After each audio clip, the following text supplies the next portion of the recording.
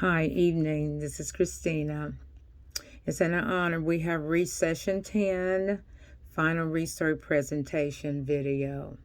Thank you for this opportunity, Dr. M. Well, I would like to share, and before I get started, want to share the biblical perspective, what was posted in session 3. It quotes as follows: effective curriculum developers build a vision of what is possible. I really love that perspective for that session.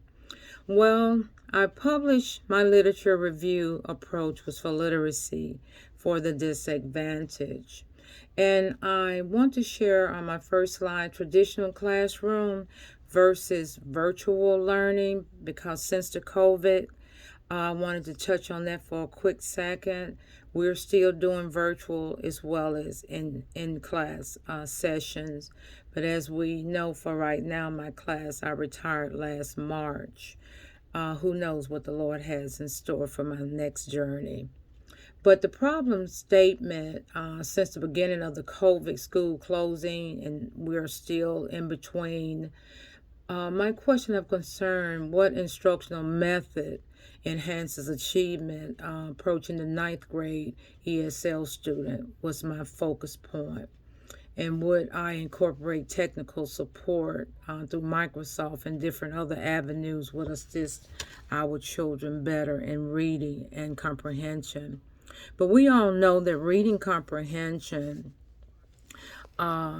with our struggling 9th grade ESL students in the special needs spectrum, I began to shift my focus on leading through change as an educator. Reading is the meaning of language and ideas. Reading comprehension also is the ability to understand what we read and have read. My rationale of my research study was to investigate common hindrances to greater achievement and long-term learning in our students' lack of reading and comprehension skills. I want to find similarities of other researchers. My aim, which led me to my aim of study of methodology, the strategics focus were to find scholars who were like-minded of my passion, looking for a contextual framework for research, a coherent and logical scheme based on my views, my beliefs, and my values. And I believe I was blessed to find some reputable Google scholars. And also to measure my data and research, it resulted from the scholars' research finding to help me was based on student grades from K through 12 by gender, education, ethnicity, experiences collected by demographics. So it wasn't just in my area of high school experience, but it was across the board. The implication of study results was to put in action what was tested and see can we get results. Also to make resources available. As we research further and read upon reputable scholars, we also can make that information available to enhance our student lives.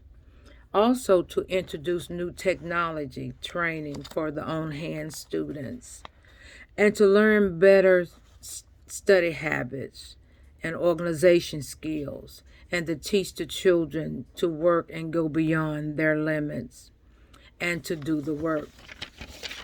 Also, we reminded in 2 Timothy 2:15 to study to show thyself approval of God, a workman that needed not to be ashamed, but rightfully dividing the word of truth.